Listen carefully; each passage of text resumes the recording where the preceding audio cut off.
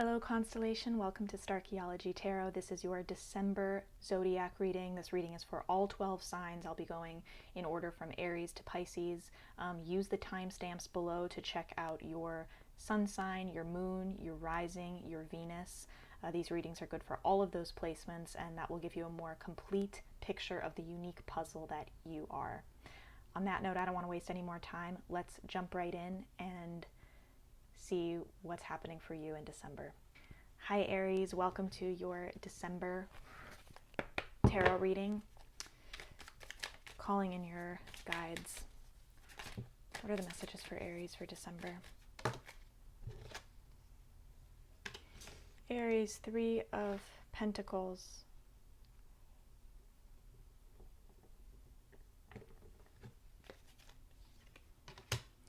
Fool in reverse, Aries. And the 2 of Cups.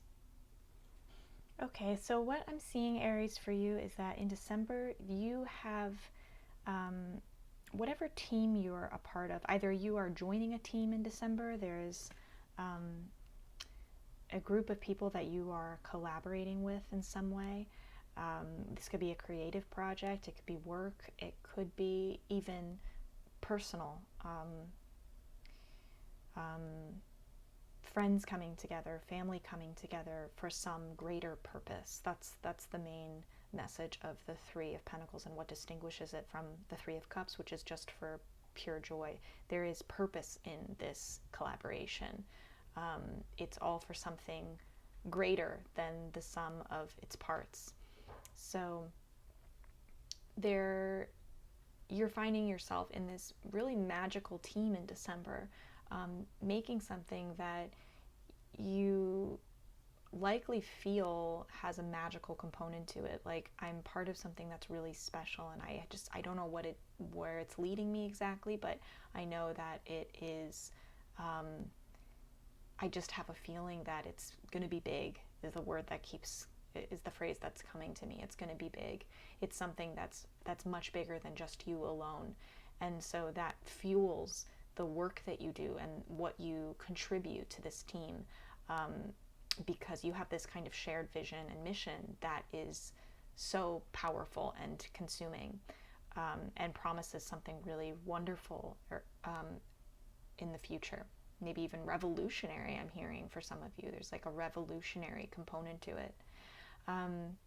So you're in this team. The conflict in December is that what this team requires of you, Aries, is to show up as your authentic self. That's why you are called to be playing this role. That's why you're called to be part of the team. And for whatever reason, you feel like you can't really be you. You feel like you can't, like you have to censor your authentic self in some way. Which is interesting because as an Aries, there's likely something that you are pioneering here. There's likely something that makes you the disruptor of this team, that makes you somehow different from everyone else, because you're encouraging people to pioneer new territory, to go somewhere no one has gone before, to introduce an idea that is really new, really cutting edge, very progressive, and other people might not be able or have the tools to see what you see, and that's why it's so crucial that you bring to the table all that you are. The Fool, when this is in reverse, is like saying there's a fear of taking that risk of being your authentic self, being yourself in all that you are. I even want to say for some of you, there's a fear of looking silly or looking foolish, and so there's resistance to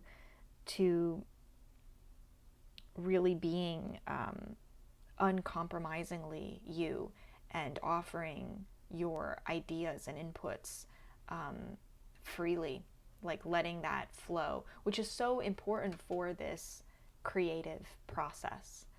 I'm seeing some of you are just very overcome by hesitation in taking a first leap, taking a first step. Others of you, if that wasn't resonant, I think some of you are overcompensating. You're still not being your authentic self, but you're overcompensating by trying to be really funny or silly or like out there or like make an impression that isn't authentic to you. Either way, it's not authentic to you. And there's a feeling of having to put something on in order to fit in this team, or be accepted, or earn your place here. I'm hearing for some of you. And that is not the case. That fear of your own authenticity is not rooted in actual reason, that you do have legitimate reason to be afraid of being your authentic self. Your authentic self is what is the ingredient that is required in this collaboration. It's what is required in this team. In fact, if other people are challenged by what you bring to the table, their higher selves are asking for that, even if their egoic selves are resistant. That is the component that you bring to the table, on a more spiritual level. Now, the advice is the Two of Cups, which is so beautiful, because I think this is, we have a 3 here, we have a 2 here. Either there is an ally in this team that you really see as your equal, and this is saying to really find solace and companionship and partnership in that person on the team. Let that person support you. Or this could be about just looking at the people on this team and seeing them as your equals. Because if you are afraid of bringing your authentic self to the table, it's likely because you are giving them more credit and more value than you are to yourself. You're thinking, I have to be something different in order to meet them where they are. When in fact, if you were to just, turn the kaleidoscope of your perspective, you'd be able to see, oh, we're already equals. I've already earned my place here. I don't need to be intimidated by this person. This person is my partner. Every teammate is my partner. There is something equal to be shared. There's what's the word I'm looking for? It's like an equal transaction is what I'm hearing. What I have to give equals what I am receiving from that person. And I might be telling myself it's not equal right now, or there's an imbalance. That is a falsehood. That isn't true. You're likely not valuing all that you have to give in an appropriate and truthful way. I hope this was resonant, Aries. Please, if you feel inclined to open up and share, leave me a comment below. I love to hear from you guys. If you haven't liked or subscribed, it would mean the world to me if you would take a moment and do so now. Share this channel with anyone who needs extra support right now. That's why I do this. And if you'd like to support me in any way, you can become a patron for as little as $5 a month in the link below. Same goes with personal readings. All that information is below. Highly discounted on Patreon as well. If you want to have monthly personalized readings with me, please check that out. I love you very much, Aries. I'm rooting for you as always, and I will see you next time. Hi, Taurus. Welcome to your December reading. This is good for Taurus, Sun, Moon, Rising, and Venus. Calling in your guides. What are the messages for Taurus? Okay, Taurus, we have the Magician in reverse. Ace of Cups, Taurus. Knight of Cups in reverse.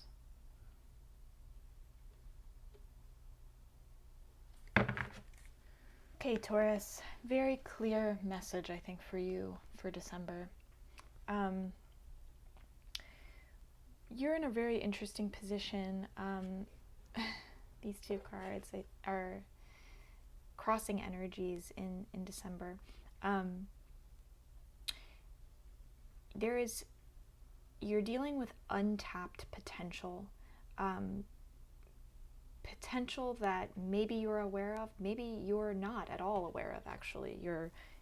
It could be potential you're convinced doesn't even exist.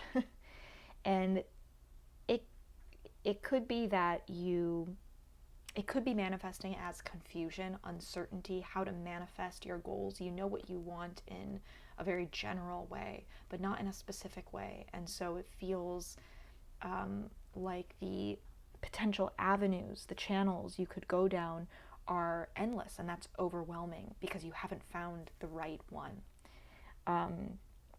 So you may be feeling stifled or blocked in your work, unfulfilled in your work.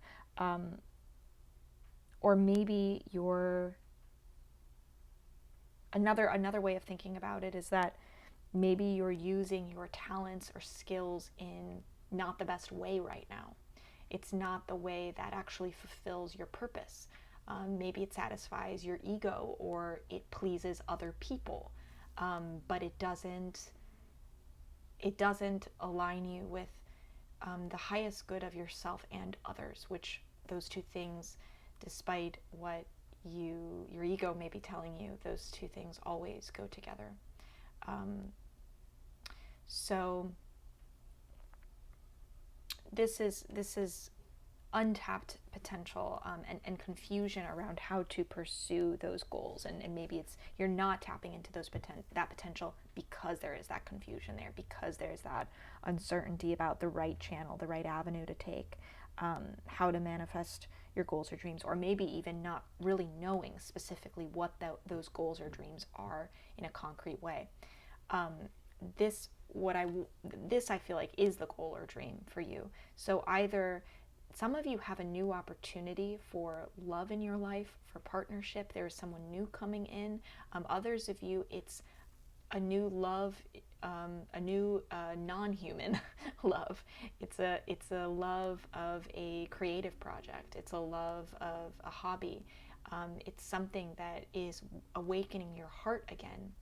And there is this opportunity to really begin something, to begin a new love affair with something or someone in your life in December. And you're having trouble seeing the potential of that. You're having trouble knowing how to go about exploring that, achieving it. I guess those two things go hand in hand. I think some of you, it's like you're aware this doesn't even exist for you. You're not aware that there is an Ace of Cups opportunity right in front of you, and others of you are aware of it, but you feel overwhelmed at how to pursue it, how to go about engaging with it, interacting with it. And so that is again causing that's the crux of your obstacle in December. Others of you, listen up if that was not resonant. You're in a different situation. You're in a situation where actually there is a new love of something that you feel is the cause of your lack of clarity. Or another way of saying it, excuse me, I have a frog in my throat. Another way of saying it would be that you want this Ace of Cups situation. You want a new love. You have your sights set on that, but you are not tapping into any potential that you have surrounding that. You're not seeing the opportunities around you. You're saying you want this, but you're not actually looking at the seen, but also the unseen, like how you are thinking about things, what you are choosing to manifest, to bring forth into the world. And you're not really taking advantage or tapping into any of that potential. You're not tapping into that imagination, that power, and you feel confused about the avenues to get to this thing. So these things feel at odds with each other, because it's like I want this new love, or I have a new love in my life, but I'm completely stalled how to move forward with it, because I'm not in touch with the concept of my potential at all. I'm not aware of my potential. I'm not aware of the potential of the relationship, or of the new love, the new hobby, the new creative endeavor. I'm just not, it's not even on my radar. I'm really having a difficult time accessing the potential and my role as a powerful creator in this opportunity. Some of you maybe are acting like this is something that happens to you. Either it's happening to you, or it's something that you expect to happen to you. And you're not seeing the role that you play in it. You are the magician. But this is blocked for you right now. This is in reverse. It's like you don't see your own power. You don't see yourself wielding the wand, the magic wand, when it comes to making this happen, realizing this potential. Now, the advice is the Knight of Cups in reverse. So this is about less dreaming and more doing. When this Knight of Cups is upright, we see someone who has a really rich inner creative life, a really rich inner world that they live in, and are able to imagine, daydream, really figure out the details of everything in the unseen that they want reflected in the scene. The Knight of Cups is this daydreamer, the person who follows these fantasies, and it's those fantasies that guide him in his adventures. Now, to see this in reverse is taking this positive aspect of the Knight of Cups and turning it into an extreme. Someone whose inner world is so blown out of proportion that they're incapable of acting in the outer world. It's almost like there's a gap between their inner and outer world that is so broad, so vast, that the Knight of Cups is unable to cross that gap. The more the Knight of Cups withdraws into their imagination and their inner world and their fantasies, it's not feeding their outer action, but instead isolating them, restricting them from outer action. They're retreating into themselves. It's not inspiring them to move forward and to move outside of themselves, to move outside of their comfort zones. So the advice here is, as I said, put more of that focus on bridging the gap between your inner world and your outer world. Your inner world may be very rich right now, but without seeing yourself as the creator of your reality, your outer world cannot reflect your inner world, because you're just waiting and you're denying your innate power in this situation. I hope this is clear, Taurus. I would love to hear how this looks specifically for you in your life, so please comment below. If you haven't liked or subscribed to this channel, do so right now. It means the world to me. Please comment. Please share this with anyone who needs help or support right now. And if you'd like to support me for just $5 a month, you can do so on Patreon, where you'll get a lot of bonuses and goodies there, including personalized readings every month. That's all for me. I love you very much, Taurus. I'm rooting for you as always, and I'll see you next time. Hi, Gemini. Welcome to your December reading. This is good for Gemini, Sun, Moon, Rising, and Venus. Calling in your guides, Gemini. What are the messages for Gemini for December?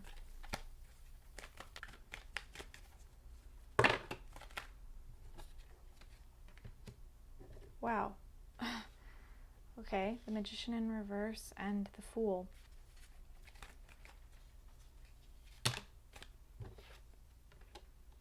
Beautiful. 10. No, sorry. 10. What am I saying? 6 of Pentacles. Okay. So Gemini. Wow, both of these cards have already appeared in other placements. 'Tis the season. I guess. So with we have the Magician in reverse, and it's kind of crossed. Whoops, it's kind of crossed energetically with the Fool. So I'm seeing, Gemini, for you that this is a month with great potential for beginning something new, for taking a big risk, a big leap of faith, acknowledging something that is this sacred, authentic inner part of you. I want to say it's your inner child coming out and speaking and saying what it needs about something, and you're listening. Maybe for the first time in this regard, or maybe maybe you've been listening, but this is just another continuation, another step in listening to that voice in you. But it's a voice that's leading you more. It's leading you closer to the most authentic expression of yourself in this form, in this life. And oftentimes when we honor that voice, it feels like the scariest thing. It feels like we are taking a big leap of faith. We're jumping off a cliff. It feels dangerous. It feels extremely risky. The thing about the Fool is the Fool doesn't really have any concept of risk. The Fool has this childlike perspective of a failure, which is that almost like failure isn't possible, or so what? Like, failure doesn't have power over me. It doesn't rule me.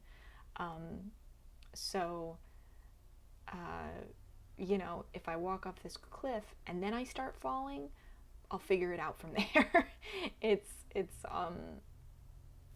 There's a naivete to it that is actually an important tool that we need when taking risks, when starting new things.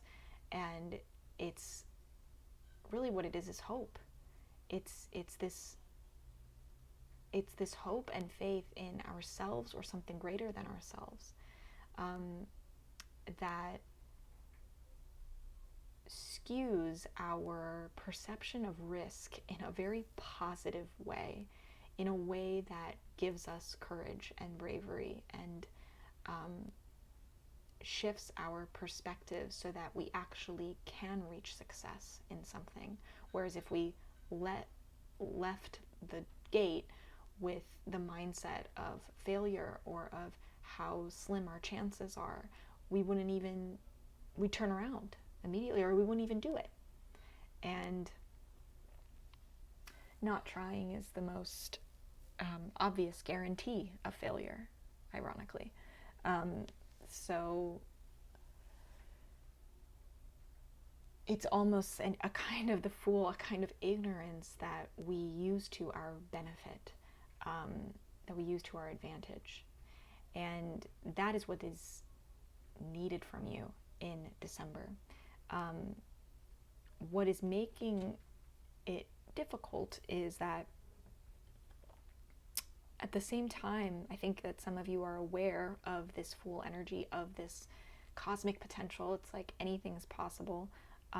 This is 0 and 1 in tarot, these come right back to back.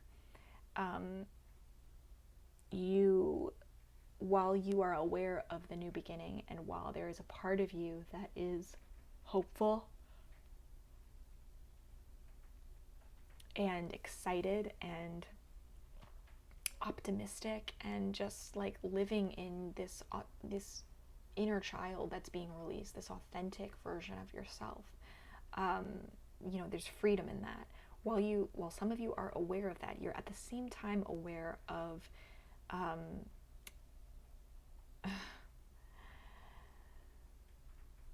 the fact that you're not really tapping into your potential.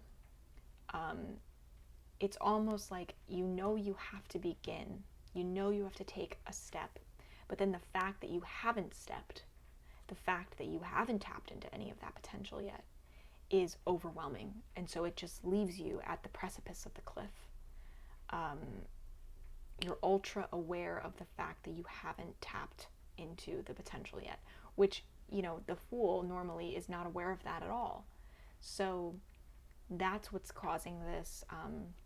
This is at odds with this Fool energy, feeling like very aware of your untapped potential and also feeling powerless at the same time. While you're optimistic and hopeful, there's also this feeling of powerlessness, of feeling like, I'm not the person who wields the wand, but the thing is, Gemini, you are. You're not aware of your own potential right now. You're not aware of your own power. You're not aware of the tools that you have at your fingertips.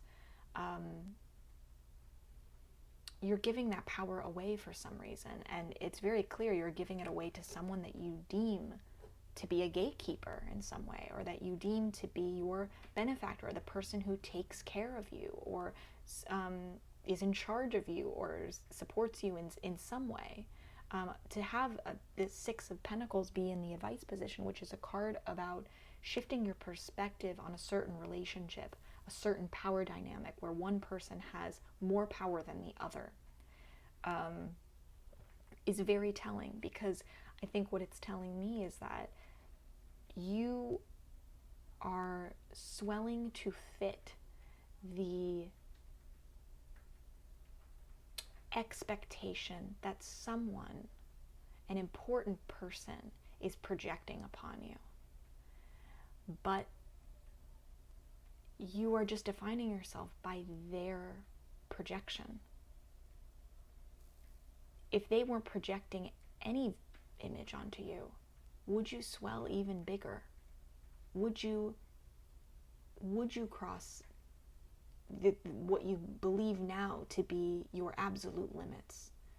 Would you excel? Would you fly? Would you become so much more than what you think you're capable of becoming, because this person is telling you this is what you're capable of becoming?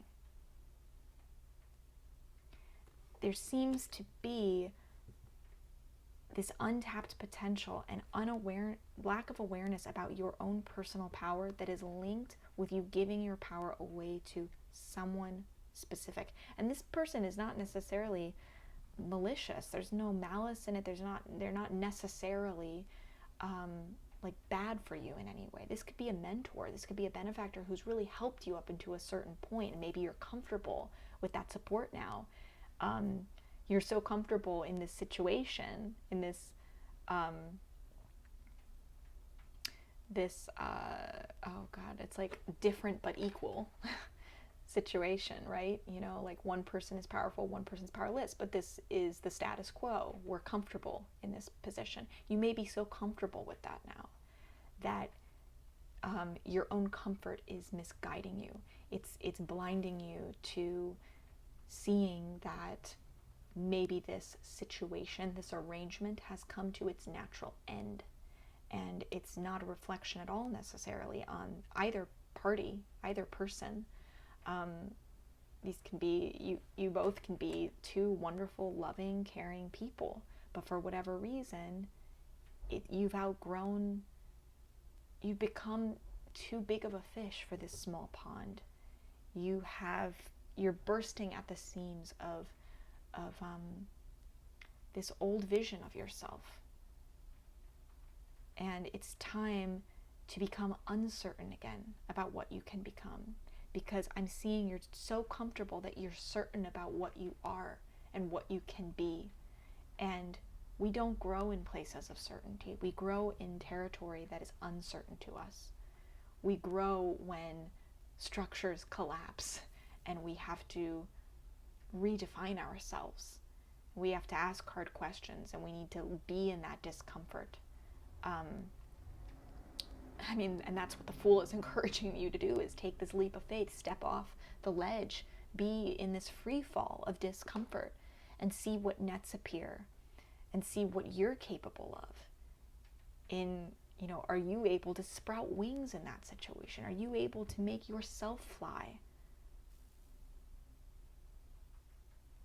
I mean, this is really a fascinating combination, because it's like the risk-taking of the Fool, ready to jump off the ledge, but and having faith that a net will appear. But this is like saying that you're certain the net belongs to someone else, that there's someone else who has to help you in some way. You're not seeing yourself as the potential savior in the situation. You're not really seeing yourself as playing a role in your own I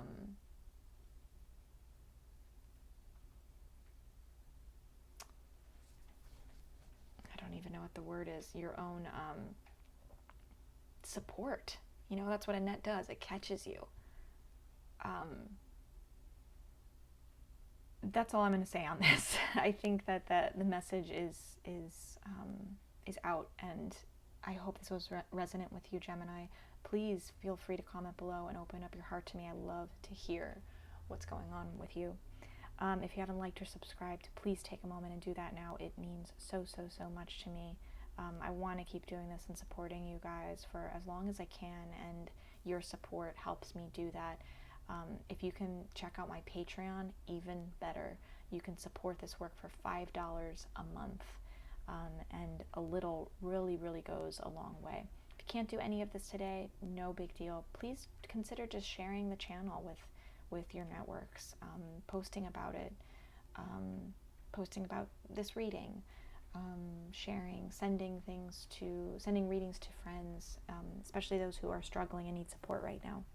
Thank you so much, Gemini. I love you very much. I'm rooting for you as always, and I'll see you next time. Hi, Cancer. Welcome to your December reading. This is good for Cancer, Sun, Moon, Rising, and Venus. Calling in Cancer's guides for this December reading. What are the messages for Cancer? Five of Pentacles in reverse, Cancer. Ooh, almost missed him. Seven of Cups in upright. Okay, nothing else flipped over. Wow. And the Seven of Swords in reverse. Love that. Okay, Cancer, so we have the Five of Pentacles in reverse, Seven of Cups, and the Seven of Swords, 577. So some of you are recovering from some sort of financial loss right now, or you're reversing a period maybe of financial, what's the word I'm looking for? A financial drought, maybe. You're recovering from that, and that situation is being reversed for you, which is really great. If you have felt like you haven't been able to take care of yourself in some way, or feeling like scrambling to have basic needs met in order to live and exist on this plane. Five of Pentacles, though, in reverse can also mean, while upright, it can mean, you know, financial loss. When it's reversed like this, it could be more of a spiritual poverty, or a poverty of the mindset, of your mindset. Feeling like the loss isn't necessarily outside of you in any verifiable way, but it's inside of you. It's a feeling of inner poverty, or feeling like you don't have enough of something. Maybe it's something as simple as hope. Maybe it's faith. Maybe it's a feeling of safety. Or maybe you feel that you are not enough. I'm inclined to think that it might be that last thing, that there's a feeling of not being enough in some situation here. And the reason I say that is because I'm seeing a lot of emotional chaos and confusion, feeling like you are, in December,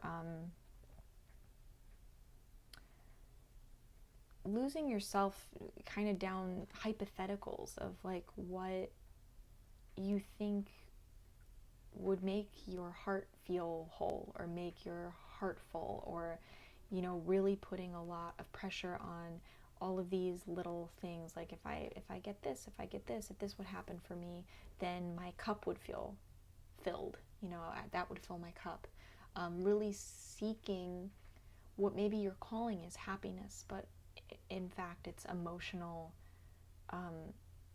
No, it's not happiness, it's fulfillment, it's peace is what it is. And when we're in a place of emotional chaos, of just kind of losing ourselves, really letting our minds actually lead our emotions down different paths and feeling all the feelings of those hypotheticals that aren't even really happening to us.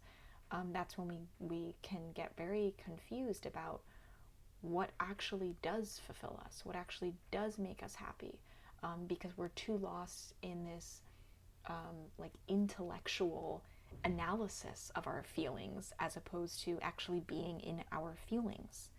And I'm seeing that as playing a big role in this kind of inner poverty that you may be going through at this time. I also think it's that last component of feeling that you may not be enough right now, enough of fill in the blank, because this is in reverse. And this is the advice, and it's the Six of Swords. Is there something, Cancer, that you feel you're doing in your life where you feel a sense of imposter syndrome? Did maybe your financial situation just change, a financial loss? Maybe you just got a job, maybe something just wonderful happened, and actually, as opposed to money drying up, now it's freely flowing. And you didn't expect to be feeling imposter syndrome in that situation, almost like, I don't deserve this, or how long is this going to last before they find out I'm a fraud? I mean, that is what Six of Swords in reverse is all about. It's that sense of betrayal, but it's turned on the self. It's turned on, it's worrying about you deceiving others when you're not. You know, there's no deception. It's almost a fear response of deception, or if anything, the person you're deceiving is yourself by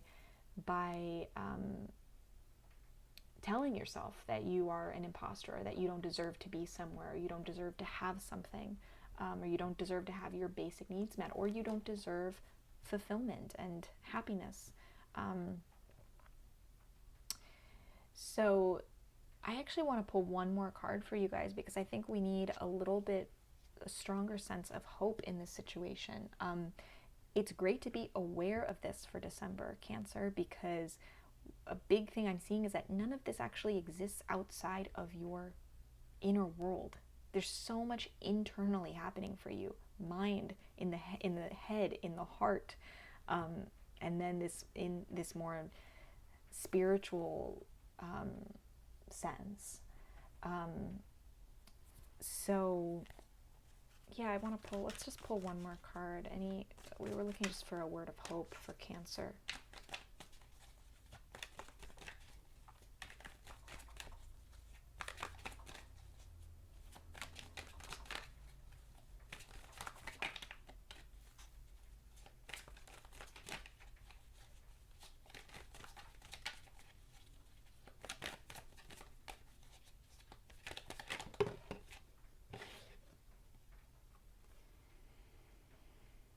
Wow, another 7, Cancer.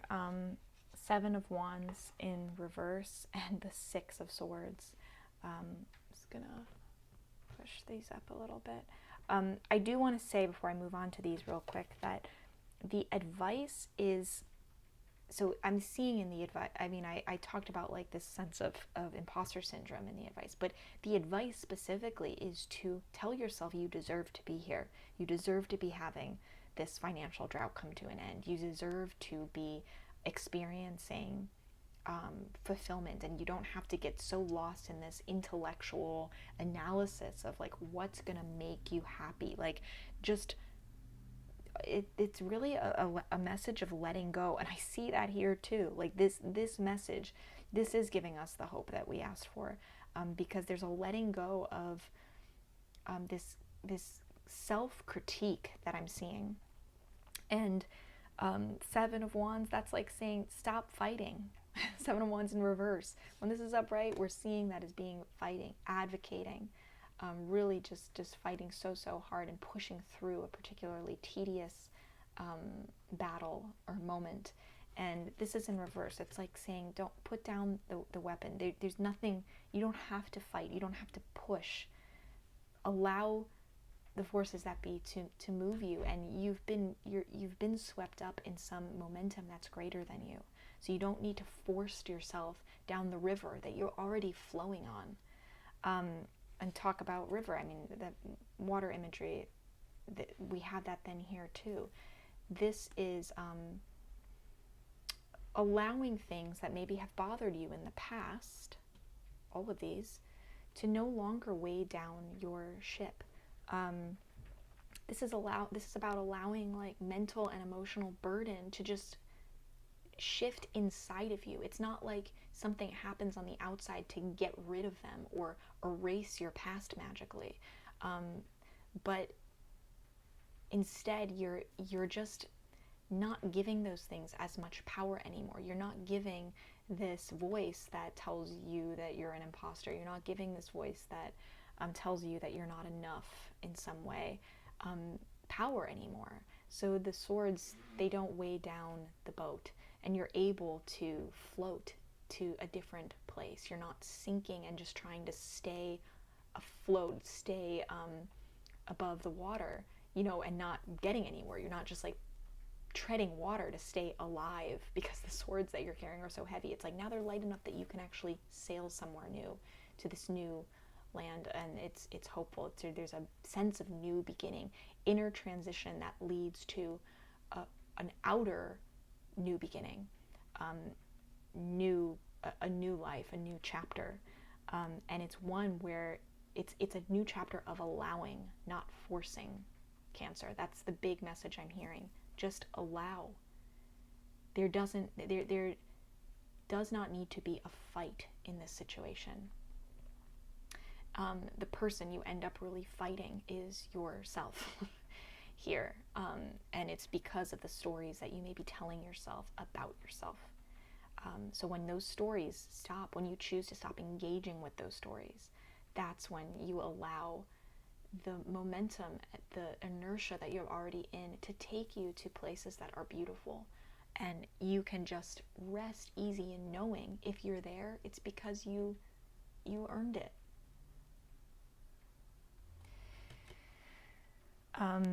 I would love to hear how this looks specifically for you in your life, Cancer, so feel free to comment below. I would so appreciate it if you would like this video and subscribe. Check out your other placements if this wasn't resonant, or if there's still a sense of searching in you. Check out your Sun, Moon, Rising, and Venus signs. If you want to support my work and help me do this for you more and more in depth and more often, please consider becoming a patron for $5 a month in the link below to my Patreon. You can also book personal readings in the links below. I do personal readings for every single budget, so please check out all the options there. I love you very much, Cancer. I'm rooting for you, and I'll see you next time. Hi, Leo. Welcome to your December reading. This is good for Leo, Sun, Moon, Rising, and Venus. Calling in Leo's guides. What are the messages for Leo for December? Okay, Leo, so we have the Hanged Man in reverse. Whoa. Okay, we have the Four of Swords, okay, and then these two flew out too. The King of Swords in reverse with the Guru upright. Amazing. Okay, Leo. So what I'm seeing is the Hanged Man, when it's in reverse, I mean, when this is upright, this is a waiting period that is important, that is earned, and that is needed in order for you to deepen your understanding enough to embrace the new reality that is materializing in front of you. When it's in reverse, however, sorry, I meant that's upright. When it's in reverse, it's a waiting period, but it's a waiting period that is not necessarily helpful or needed. This is like saying your time of waiting is over. At this point, maybe it was good for a certain period of time and you got your answer, and now you're stalling and delaying your advancement down a certain path that you know is right for you out of fear, or because of something that is completely out of your control, is not going to help the situation. It could be that you're avoiding also self-reflection, because the Hanged Man is a card of enlightenment that comes through being restricted and isolated with yourself in some way, and seeing the world from an isolated, unique perspective. So it could be that you are delaying your much needed self-reflection, but also reflection on the world that may separate you from others in some way, or may isolate you in others from some way, and in some way, and you don't, maybe you're resisting that because you don't want to be singled out, you don't want to be isolated, you don't want to know what you're going to know by engaging with your inner world in this way. But it really is an opportunity for you to experience a great metamorphosis. We see this butterfly imagery here, and that's really what the Hanged Man upright is this time in the cocoon, and then when you leave, you're a new human, you're a new person, you're a new species, really, and whole new animal. And I think this is a time, Leo, to be brave and embrace whatever it is you're being led to embrace. It's time to take action on it, and this is just a reminder that you have what you need in order to move forward, in order to make those decisions. Six of Swords in looking at this back upside down. Four of Swords in reverse is here as well, and this is kind of opposing the Hanged Man in reverse, which tells me that I think part of this stalling is this fact that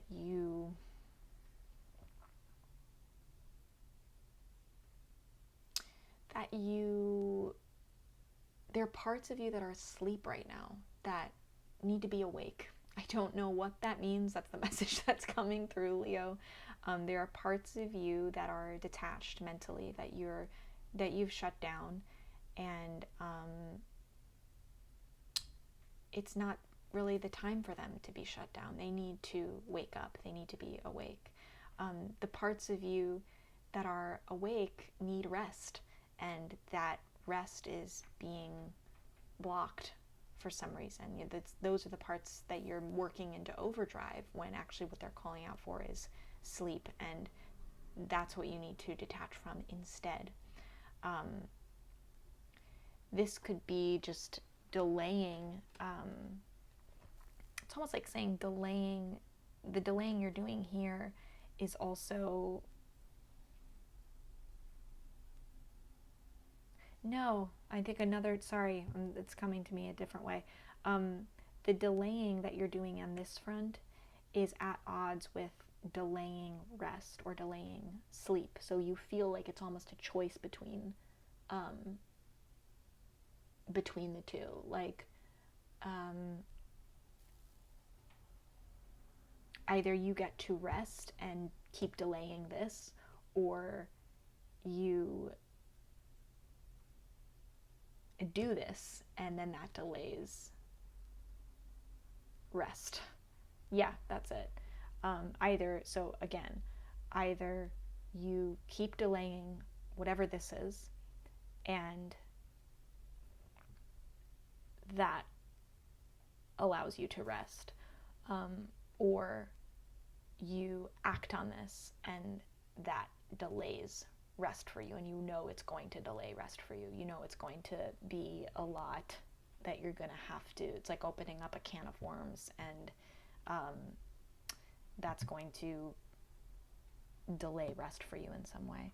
Now, the advice, we see the King of Swords in reverse, meaning that there is an issue here where your judgment, you're having trouble accessing your highest judgment.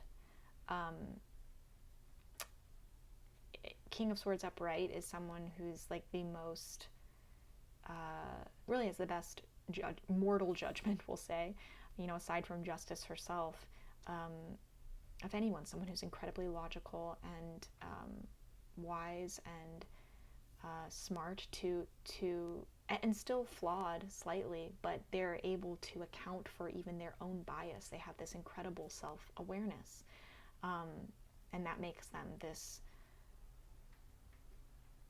great person to go to for advice. When we see this in reverse, this is like saying that this person's bias is actually getting the better of them, but then they still know that they're such a rational, logical person that they accept their own bias as truth because they have such high regard for their own mind. And I'm seeing that being paired with the guru is really interesting, because either there's someone that you're listening to that you're treating as a teacher who is this way, and the advice, I think, is to abandon this teacher or this mentor.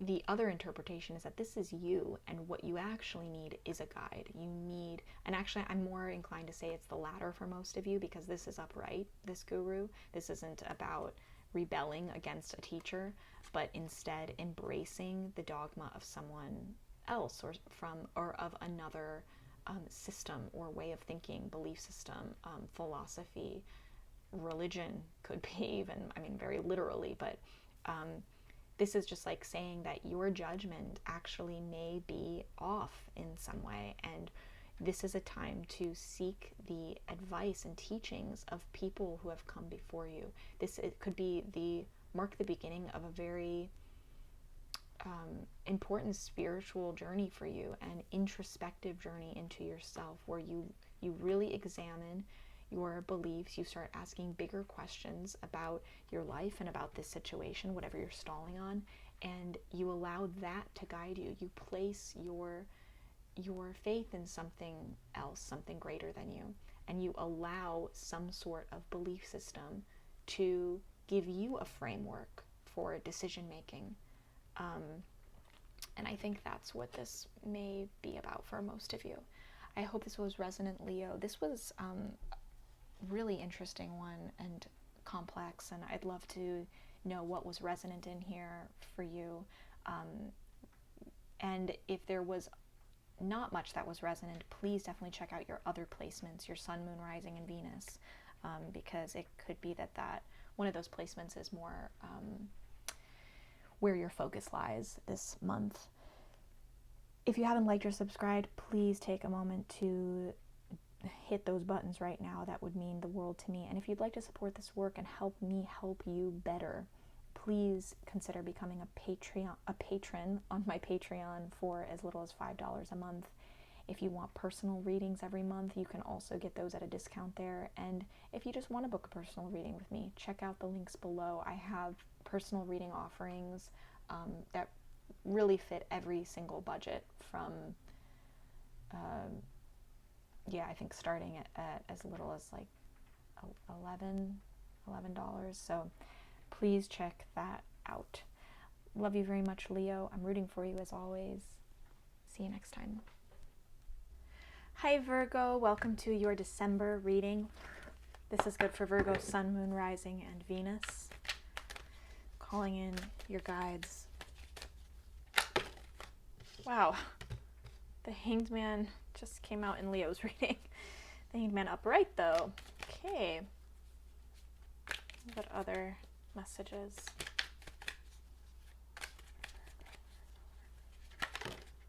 Whoa. Okay. Wow. That was quick. 8 of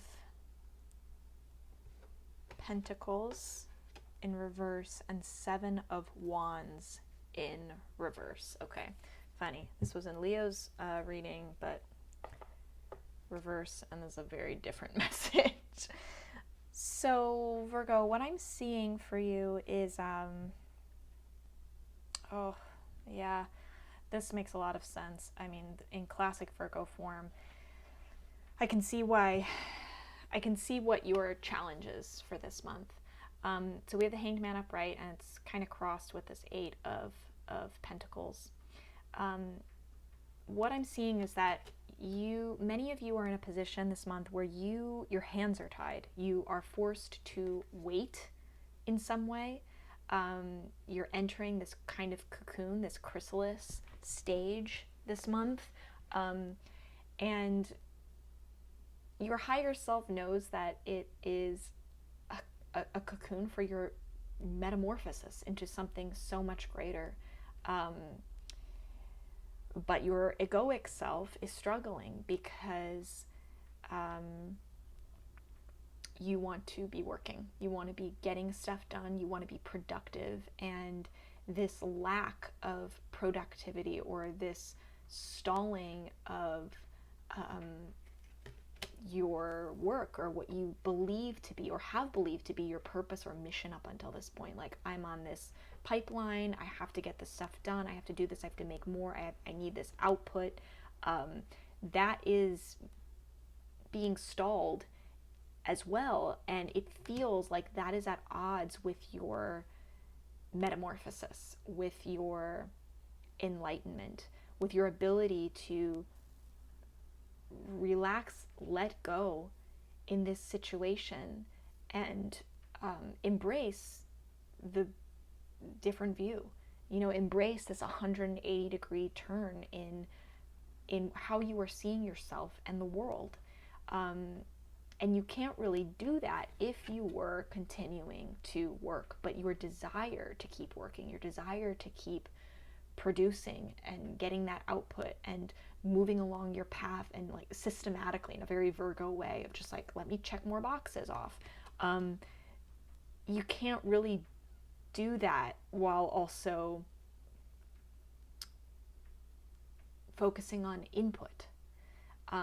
So much focus on output takes away from the potential to take things in. And this is a period in December where you need to take things in, and you can't be putting things out at the same time. It's a time of being a sponge. It's a time of quiet and peace and stillness and solitude. And the challenge of the Hanged Man is doing that and sacrificing this work, in your case, sacrificing this path and this productivity and what you want to be accomplishing and all of that. It's sacrificing maybe the work of, I think for many of you, the ego, not the higher self, which is still important, but it's not playing a role in your task this December. And that's the sacrifice that is needed for this greater enlightenment, for this metamorphosis. In order for you to emerge from this time knowing something new, having some new downloads, having some new wisdom that sets you forth on your new path, which is going to be better than this path, than the path that you're desperate to continue walking down. This path is, you are outgrowing it. This is for the caterpillar, and you are in a metamorphic state. You're becoming a butterfly, and this path isn't going to serve you anymore. So it's like saying, don't keep holding on to the path.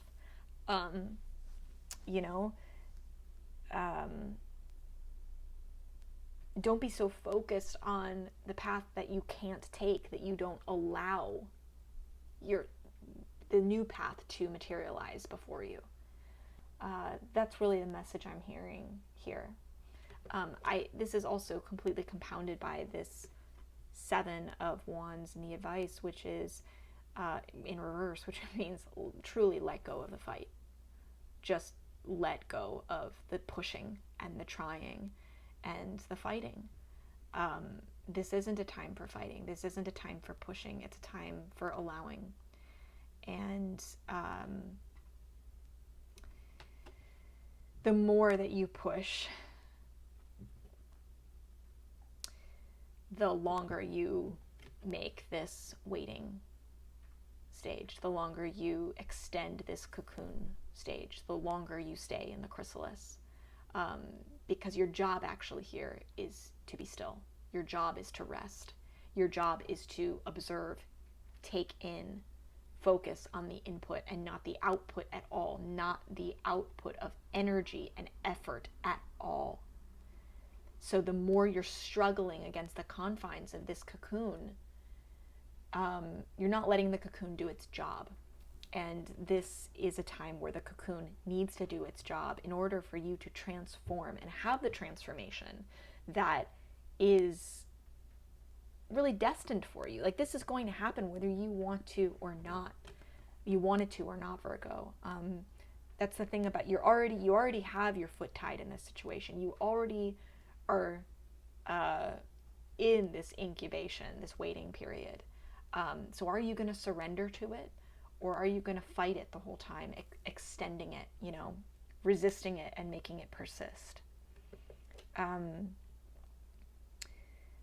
The quicker you can allow, the sooner you will come out of this hanged man time, out of this waiting period with, again, this enlightenment, this sense of this updated, upgraded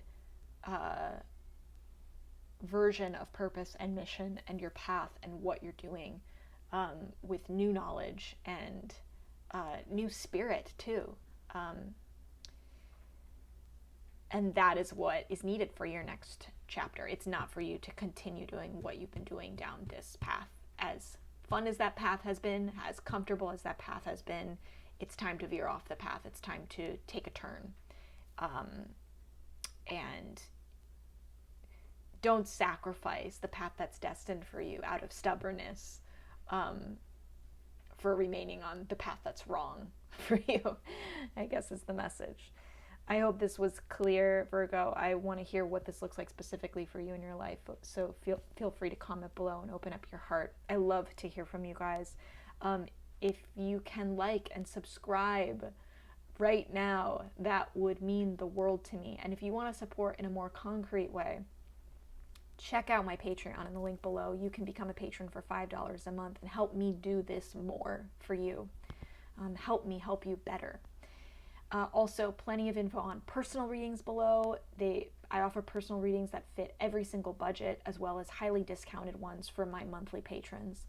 So check that out. Love you very, very much, Virgo. I'm rooting for you as always, and I'll see you next time. Hi, Libra. Welcome to your December reading. This is good for Libra, Sun, Moon, Rising, and Venus. Calling in Libra's guides. What are the messages for Libra for December?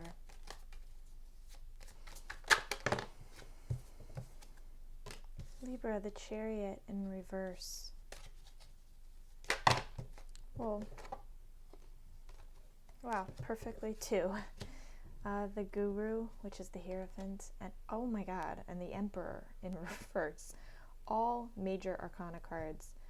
Okay, Libra, very clear message here for you, and a very powerful one for this month. So some of you are in a position, a few different interpretations here with the Chariot in reverse. You are in a position where there is a teacher who has showed up for you in your life, a leader, someone to believe in, a guru. I mean, let's use that exact word, a guru. It's someone who really can serve as a kind of mentor for you, whose teachings are, for whatever reason, resonant with you at this point in your life.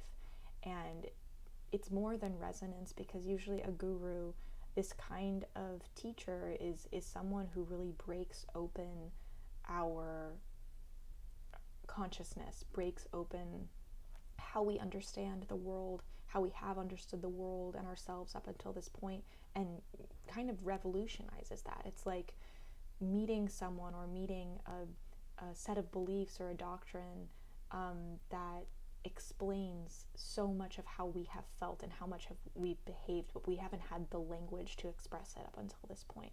So Libra, many of you are, this guru has appeared for you, whether it's a literal person, whether it's a system of belief, whether it's a program, some kind of education. It has made itself known to you, and it's ready to lead the way. But then the Chariot is in reverse, which tells me what is opposing that teacher that has shown up for you is a lack of self-discipline. So either a lack of motivation, feeling like you don't have what it takes to follow this leader, to follow this new belief system, to engage with this new belief system, or you feel like you just don't have the willpower to do it. You feel like you aren't strong enough, like you're not determined enough, you're not motivated enough to see it through, to follow through. Others of you, if the lack of self-discipline or lack of motivation, willpower isn't resonant, this is more than about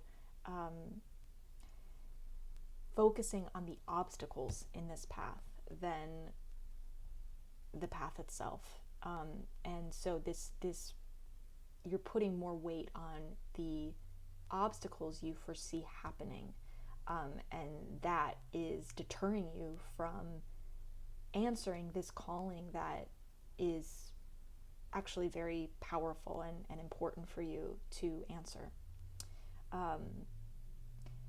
And yet others of you, if that wasn't resonant,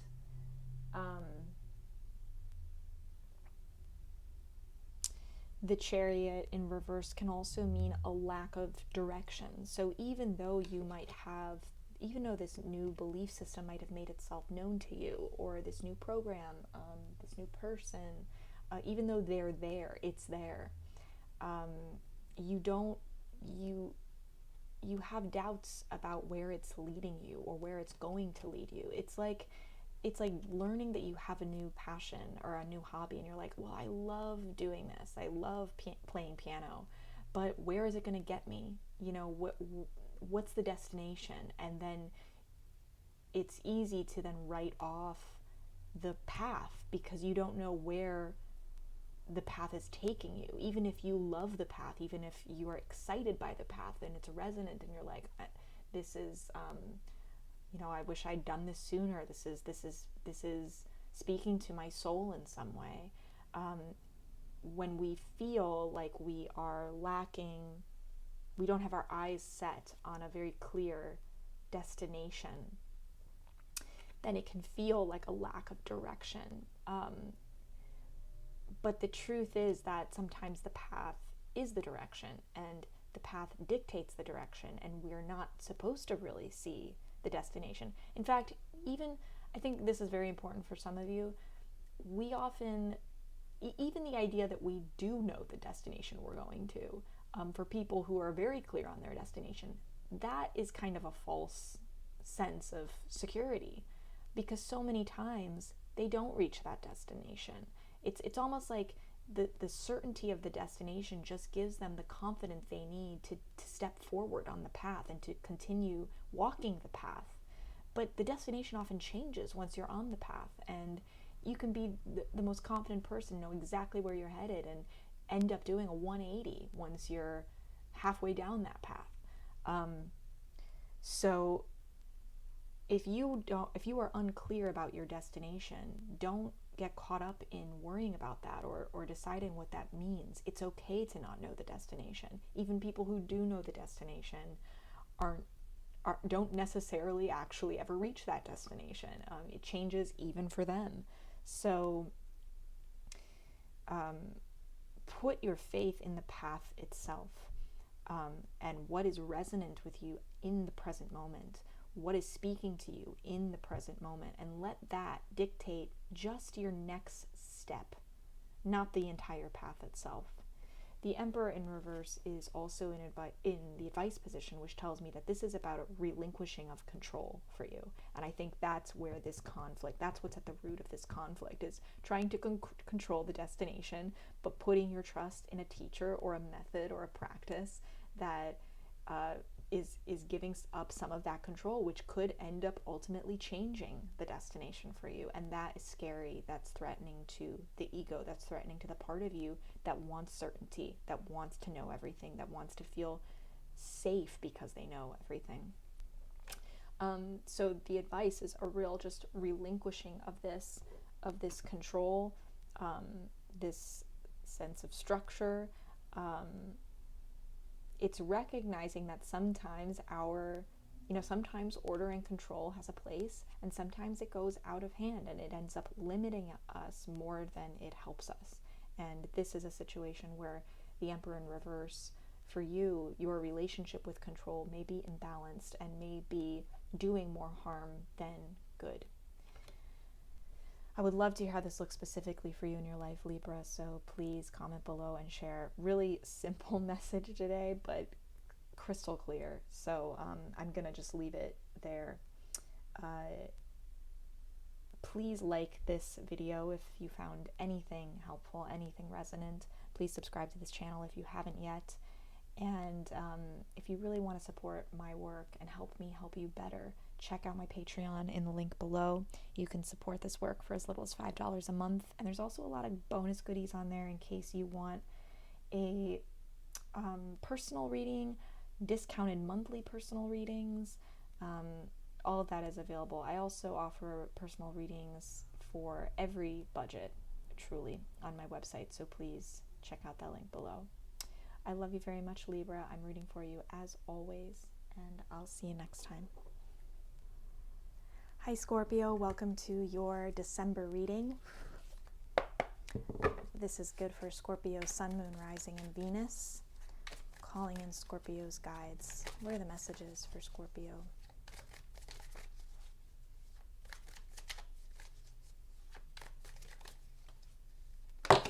Whoa. Okay. 8 of Cups. Temperance.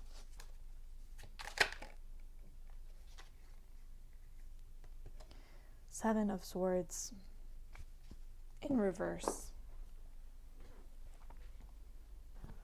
Okay, Scorpio, so very clear message for you for December. What you are struggling with in December is a nagging feeling that there's something that isn't right for you emotionally. So in the realm of cups, this can be this can be a relationship, this can be and any kind of relationship, not necessarily love, but could be love. It could be, if it's not a relationship, it could be anything that is in regards to your fulfillment and emotional well-being and happiness. And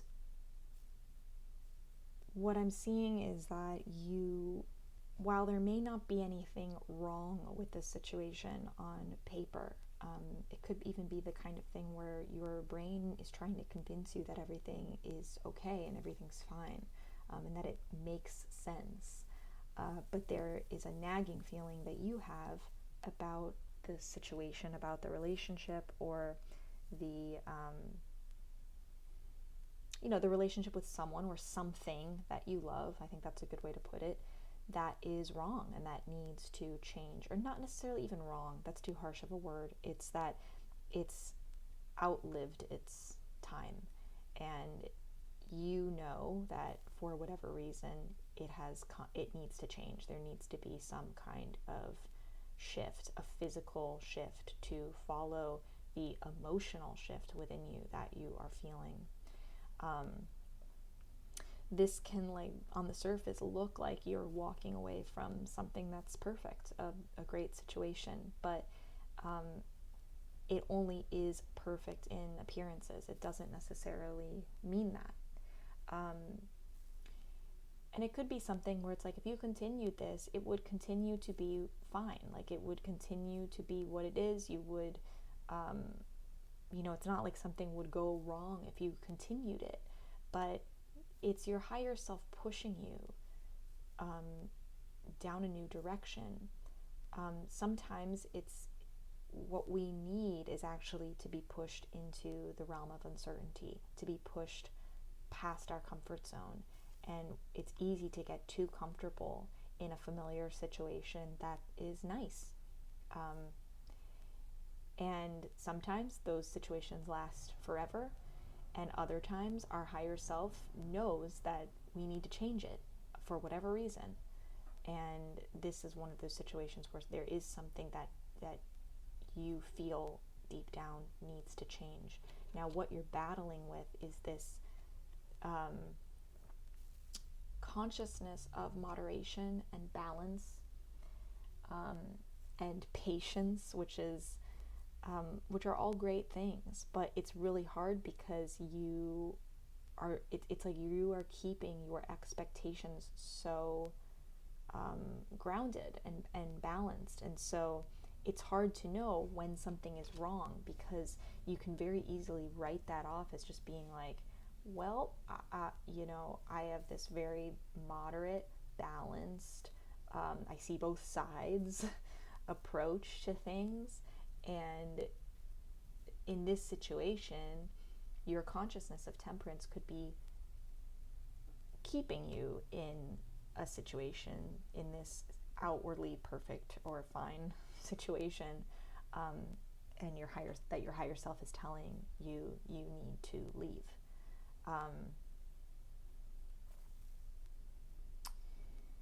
Very interesting to see temperance in this light, because usually it's like temperance is something that we need more of, and in your situation right now, it's you are so balanced, you're in this really unique and rare position of moderation, of seeing both sides, 1 foot in the water, 1 foot on land, and doing this seemingly impossible task of defying gravity, of like, okay, I have hope, but my expectations aren't too high, and how do I approach this situation in the most balanced, unbiased way with the most grounded expectations? And usually that's a great thing, but in this case, for whatever reason, it might be weakening your intuition, or that nagging feeling that doesn't come from a place of logic. Whereas temperance is very much about having conversations with your mind and saying, let's be balanced about this. Let's be cautious. Let's see all sides before we act.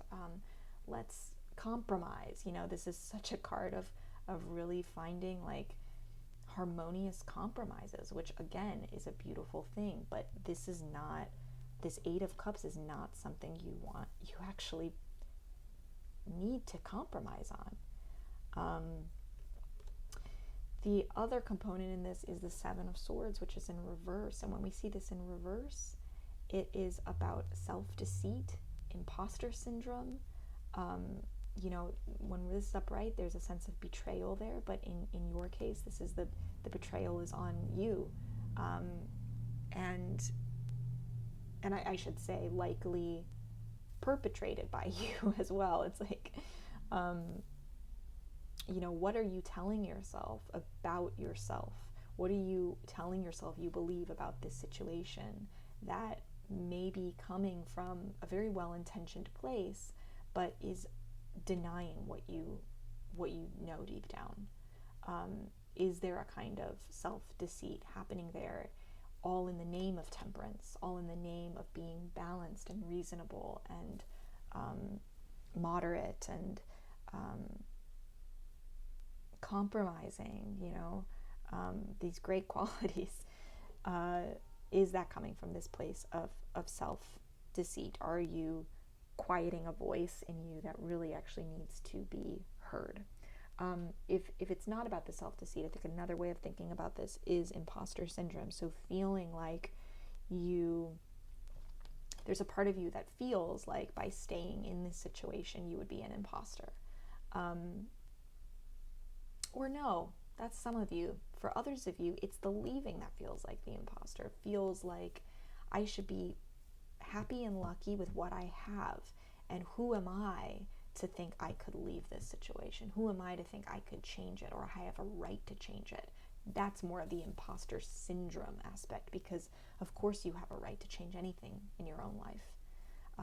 You don't need to be more of this, more of that. You don't need this title to leave this situation, to change the situation. This is almost like saying, you know, what I'm kind of hearing is like settling with something, or finding the middle way with something. I don't want to say settling, because that has such negative connotations today in our modern society. But finding the middle way, or finding the harmonious path forward. It's like you are telling yourself that if you rock that boat, you don't have a right to rock that boat, essentially. To say something, to speak up, to change it, it's like you don't think you have that power to do so. And if you were to do it, you would be assuming power that you don't have. You would be assuming a kind of authority that you don't have, or a perspective that you don't have. And your guides are telling you to rethink that, because this is in the advice and it's reversed. So this is something that we want to unblock and change, that kind of deceit turned on the self.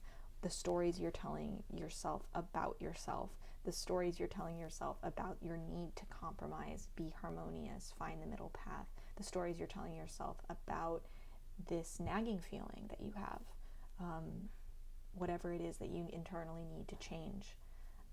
What stories are you telling yourself that you are assuming are fact, when in truth they are created by the mind?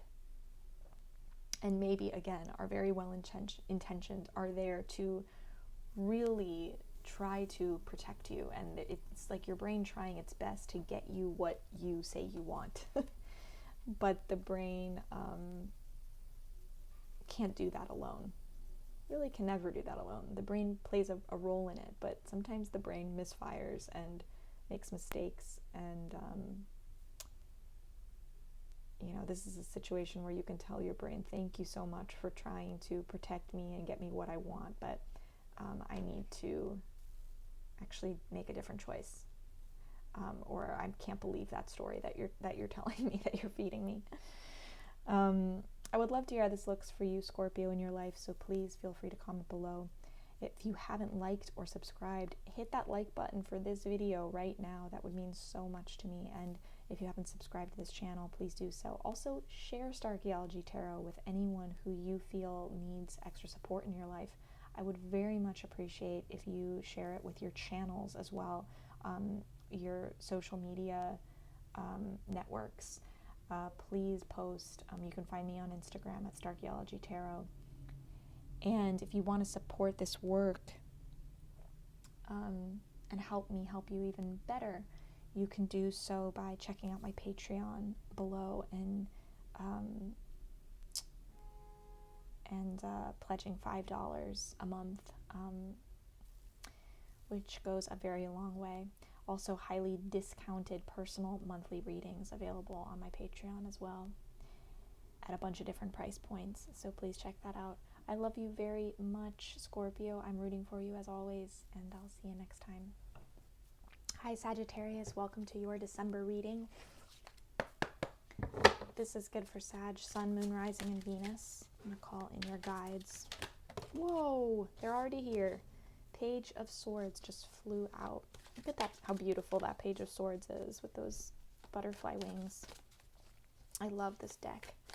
What are the other messages for Sagittarius for December? King of Swords. Whoa. That was a lot. Three of Swords in reverse, the Sun, and the Five of Pentacles. Okay. Oh boy. Okay, you guys got a bunch more cards than everyone else. So what I'm seeing here is in December, there is a battling of wills happening. It's between, and it's a battle that's intellectual in nature. It's mental in nature. It's about a decision. It's about beliefs. It's about words. It could just be about communication. And it's really rooted in communication, whether it's about communication itself or it's about something else, but it's like all happening through, it's all happening revolving around words, the words that we speak to others, to ourselves, what we say, what we think. I'm seeing someone who is more youthful in nature and someone who is more weathered and experienced. This could be a parent-child relationship, but it also could just be a relationship between a student and teacher, someone who, or someone who's less experienced and more experienced in a specific thing.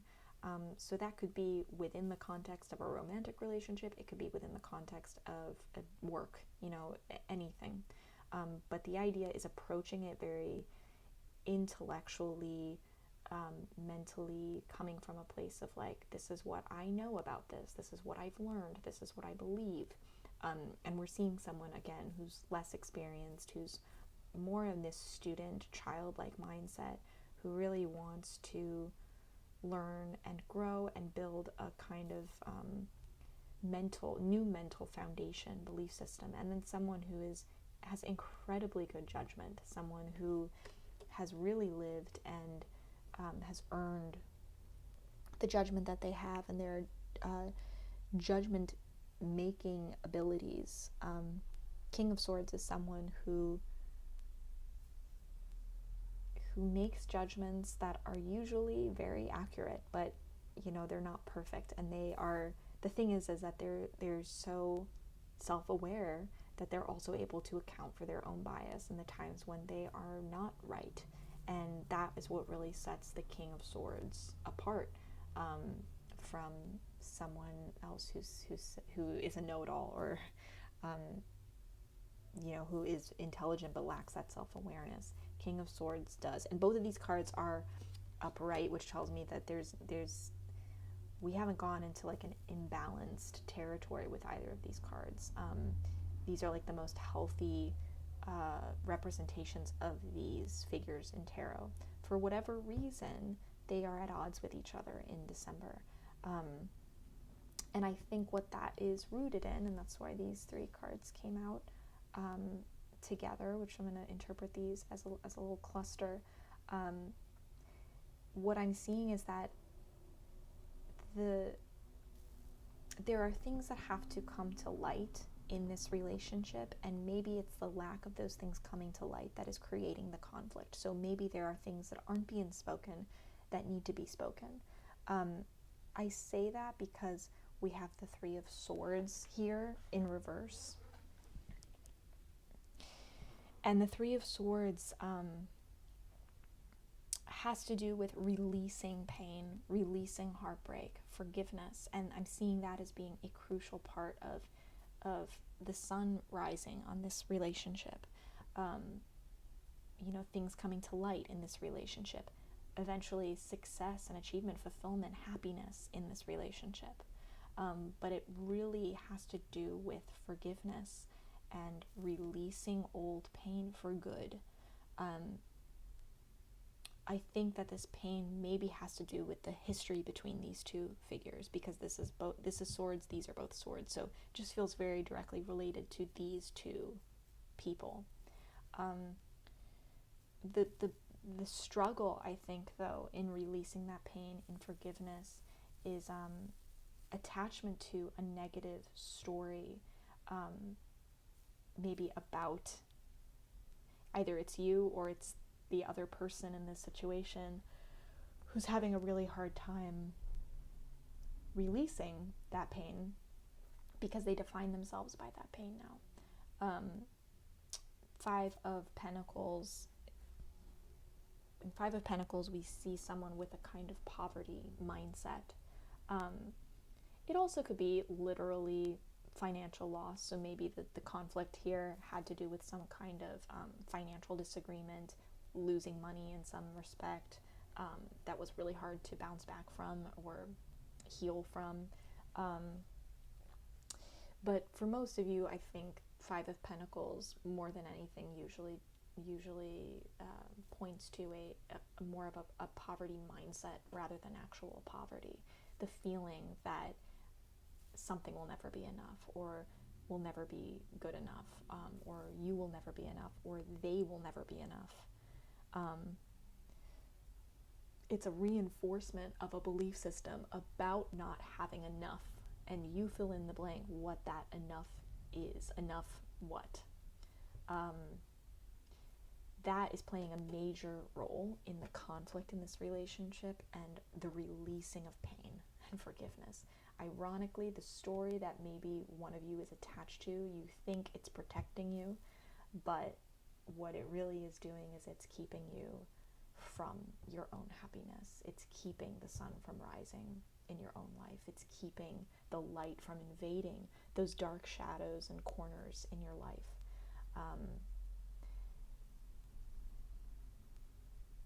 If this was dealt with, it would be so much easier to release the pain, release the heartbreak. Excuse me. I'm yawning. That's funny because yawning is a cathartic release. I wonder what I'm releasing reading this right now. But it would be so much easier, I was saying, for you to, in order to release pain, in order to get over things, let go of things and forgive, whether it's yourself or someone else. Because this also could be about not forgiving yourself in this situation, and that's what's at the root of the conflict and the pain, and not allowing yourself to be happy. But what's at the root of that is this feeling, this overriding belief of not being enough, not having enough of whatever. So if that is dealt with, if you become aware of that and catch yourself when you are thinking or acting or speaking from this place, that's how you combat that. That's how you end that. And that's then what opens the door, dissolves the blockage towards forgiveness and release. I hope this is helpful, Sag. I'd love to hear more about this in your life. So please, please talk to me below in the comments. I love to hear from you all. Please like this channel, or like this video right now if you can. Just smash that button. That would mean so much to me. And if you haven't subscribed, please subscribe. I do videos every month. I'm trying to do them even more often, and I can do those more often if you are able to support this work in whatever way you can. Another great way to support is by becoming a patron on my Patreon for $5 a month at the link below. I love you very much, Sag. I'm rooting for you as always, and I'll see you next time. Hi Capricorn, welcome to your December reading. This is good for Capricorn, Sun, Moon, Rising, and Venus. What are the messages for Capricorn for December? Calling in Capricorn's guides. Three of Swords. Okay, that's them. The Fool and the Five of Swords. Beautiful, Capricorn. Okay, Capricorn, so what I am seeing is in December there is, oh wow, this is the story of all of our lives. We have the Fool, we have the Three of Swords. There is some pain, heartbreak that you are carrying around with you, Capricorn. sorrow that is weighing heavily on your heart and also affecting your vision forward. I love this interpretation of this card. I mean, it is piercing. It's piercing your vision. That pain. And it's more than just the pain. It's what you're telling yourself about that pain. It's the words that you are speaking to others and the words that you speak to yourself. And words are extremely, extremely powerful. It's affecting how you process this pain, how you move forward with or without the pain. And I say that because there is this sense of new beginnings for you with the Fool card. I mean, this incredible cosmic potential, like untapped potential that is waiting for you to call it into existence, to take the first step off that cliff and take a leap of faith. And there's a part of you that really has this sense of optimism, that is optimistic, that has this childlike wonder, or this childlike wonder is waking up in you again. And you want to listen to it. You want to let it guide you down some new path, some new beginning, because you have a good feeling about it. You know, there is this good feeling. And maybe some of you aren't even aware of the feelings that you're having about this. If you're not, if this is totally unconscious, then let me tell you that there is a new beginning that is waiting for you. It's a step off of this cliff, and you get there by one leap, but it is a leap of faith.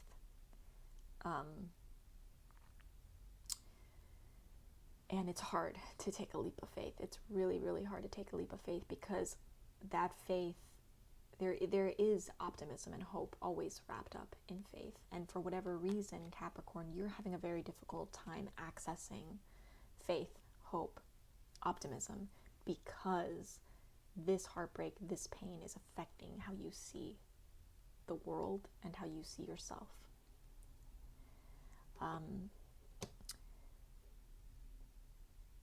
Some of you are, what I'm seeing is some of you are afraid of looking stupid, or you're afraid what other people will say about you, or that other people will say that you're silly or foolish for doing something that is actually very aligned with your most authentic self. The Fool is such a pure version of ourselves. You know, it's before we've experienced, it's the us before we've experienced any pain, before we have lived at all. And this is the part of us that is often beaten out of us by life, that we forget, and we lose something so sacred when we lose Fool energy, which is that faith and optimism that we need in order to take risks. When that goes away, we lose our ability to take a risk that genuinely aligns with our authentic selves, our authentic missions and purposes. Even if we take a risk, or we tell ourselves we're taking a risk, if we don't actually have any faith or hope around the risk, we're bound to fail. Mindset is so important, essential to the act of risk-taking itself. And that's where Fool energy is so, so important. This is such a beautiful, untouched, pure part of you, Capricorn, that wants to take the lead, that wants to fill your cup again and heal your heart for you, and show you how beautiful and magical your life can be, and how beautiful and magical the world around you is, and how supported you are. Like, take a step, I'll catch you. That's what I'm hearing right now. Take a step, I'll catch you. That's how magic this world is. But then this Three of Swords is in the way. This Three of Swords is, pain is such a powerful motivator. And fear of pain is such a powerful motivator. And these two parts of you, Capricorn, are battling in December. I mean, they are at such odds with each other. Now, the advice, really interesting. It's focusing on conflict, actually. Five of Swords.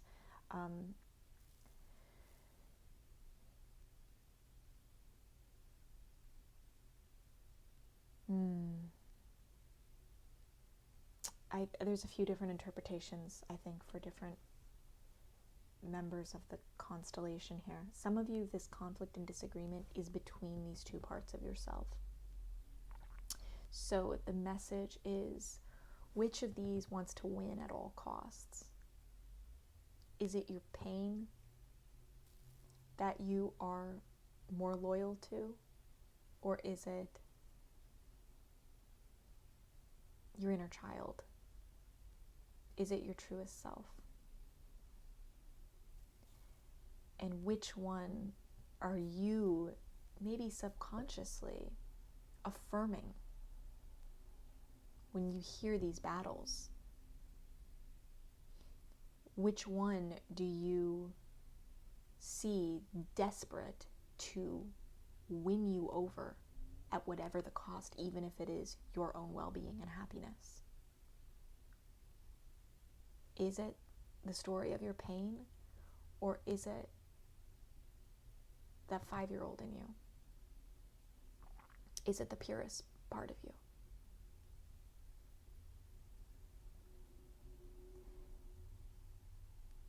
Asking that question, if you have a clear answer to that question, that's where your advice is. Your advice is to stop listening to the one that wants to win at whatever cost.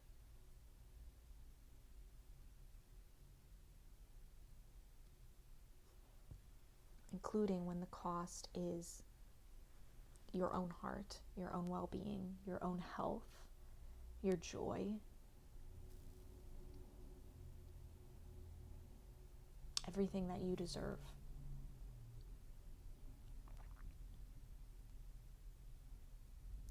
Others of you, if that was not resonant, the disagreements that are happening maybe are between you and other people. Maybe there is someone that is a big player in keeping this pain alive for you, or someone who enables you to do that. Maybe there's someone who's encouraging you to take a new beginning, but you are, or to take a leap of faith, a step in a new beginning, and for whatever reason you find yourself resisting them, constantly pushing back. I kind of have a vision of like the way that your mom always has the best, has the best intentions for you, and is oftentimes just trying to help, but because it's your mom, you like snap at her. It doesn't matter what ideas she has, she's your mom, so you're gonna snap at her. That's kind of the energy that I'm seeing here, of just like, I'm gonna fight you no matter what you say, even if what you are rooting for is my well-being and even if what you want me to win. If you want me to win, then I want me to lose. That's really this Five of Swords energy. And it's another take on that winning at all costs. It's like, you will win the argument when actually what you're losing is your future.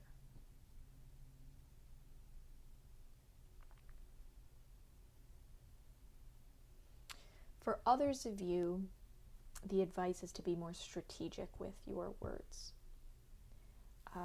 More strategic with what you say to others, more strategic with what you say to yourself. And I think another way of thinking about strategy is, or being strategic, is thinking about just being conscious. When you are consciously speaking, when every word you speak or the words that you think you're more conscious when you are speaking them, that affects outcomes. Five of Swords also, in advice, there's just a general message here, which isn't so much advice, but just, I think it's just a message, an encouraging message, which is that all is not lost. You may have lost a battle, that Three of Swords battle. You may have lost a battle. That doesn't have to dictate whether or not you win or lose the war, where you are in the long run. And sometimes losing a battle is important for our strategy, our overall strategy in winning the war.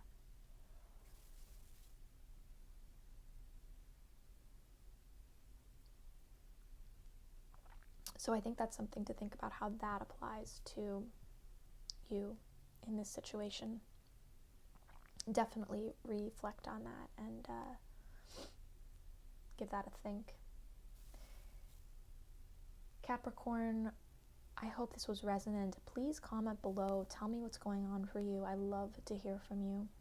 And take a moment right now and hit that like button if this video was resonant with you. That really, really, really goes a long way for me. I really appreciate it. And if you haven't subscribed to this channel, take a moment and do so now as well.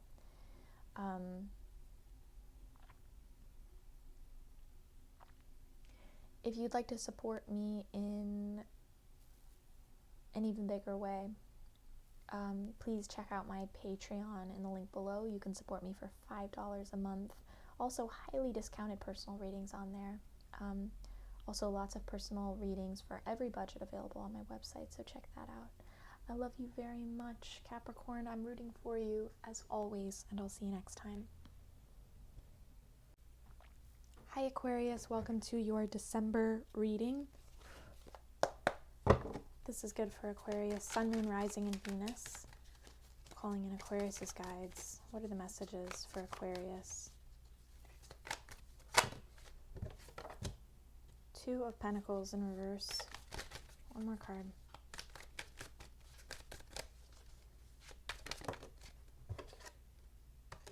Oh wow, Five of Swords. Okay, Aquarius, this is a very interesting message. So for December, so this is Five of Pentacles, and we're seeing that crossed with the Two of Pentacles for December.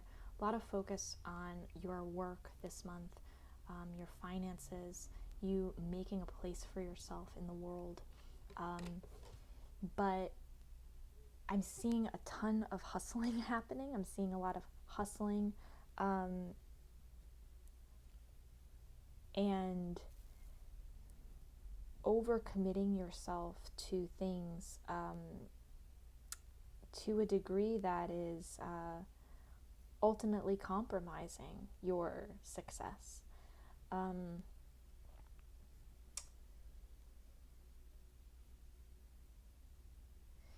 When the Two of Pentacles comes in reverse, I see it as a sign to reprioritize, take time to consciously reprioritize what is important to you, because this is a kind of juggling act that is completely unsustainable, and also I'm seeing like a loss of joy in having all of these commitments, in saying yes to so many things. It's like maybe you say yes because you genuinely are in search of joy in these things. You want to do these things. And if you were doing them all individually, you would find joy in them. But it's the compounding of all of these things that make it very difficult and actually robs you of the joy and the fun in the juggling act. This is the point where the juggling act is no longer fun, and it is in direct conflict with you hustling towards what it is that you actually say you do want. So what I'm seeing is an overcommitment to things that don't actually serve the goal that you have in mind. And it's more than just the goal. It's not just even the goal itself. It's like who you will be. It's like this is not supporting the future self that you want to embody, the person that you want to become. I also feel like this is a very big hint about why you may be overcommitting yourself to things. And what I'm seeing is it's a question of how you value yourself and how you value your time. When this is in reverse, it raises the question of self-worth, not so much the worth of your outside world, what it would be upright, the things that you have on the outside, but rather the things that you have on the inside. How do you value who you are, what you have on the inside, what you have to offer? Because if you very highly value those things, that should very much change how you prioritize things in your life, how you maintain this juggling act, what balls you allow to fall away.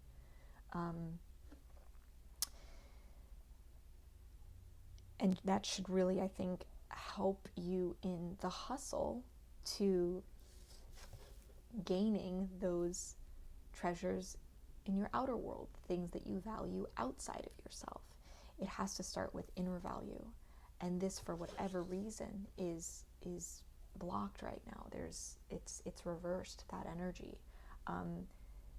It's just like saying the worth of your life, of the things that you experience, the things of value you experience in your life, all are a reflection of the value within yourself and what you value in yourself.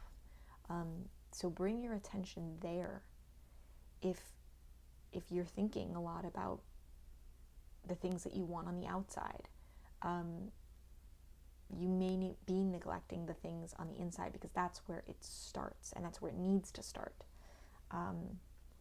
Five of Swords is also here, and that's in the advice position. And it's very interesting to see conflict in the advice position, disagreements in the advice position.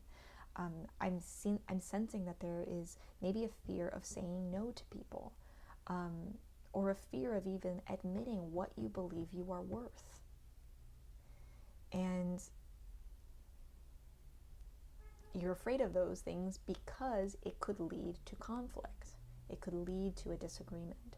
This is like saying, make peace with the act of disagreeing. Make peace with conflict. Conflict is not your enemy. Conflict only sharpens what it is you want. It sharpens your desires. It sharpens your vision. It sharpens your motivation. It sharpens all the resources that you have, all the tools that you have. When you are able to embrace conflict, you learn so much more about yourself and about others. And this is a time when conflict is necessary, when conflict should be welcome. Don't be afraid to disagree. In fact, go at this with the intention of, or with the expectation that there will be disagreements. You may be surprised and there may not be disagreements. You may find that that fear of conflict was completely unfounded. It was all in your head. But it's better to just go into it expecting conflict and making peace with it ahead of time, and then being pleasantly surprised if it's not there. And if it is, then guess what? You're prepared. And you're able to stand your ground and advocate for yourself and what is actually important to you, which is not a bad thing. It might make for a conversation that has disagreement in it, but disagreement is not disrespect. Disagreement is not necessarily rejection. It isn't a lack of love, and it's amazing how often we conflate those things with each other. The truth is, oftentimes we will respect people more who are willing to disagree in, of course, a respectful and kind way. And you can do that. This isn't saying like go viciously fight with someone or be cruel or insulting. The act of disagreement does not embody those things necessarily. And this may be about redefining how you see disagreement, how you use disagreement as a tool towards what you want, in your hustling towards what you want. I would love to hear this look specifically for you in your life, Aquarius, so please comment below.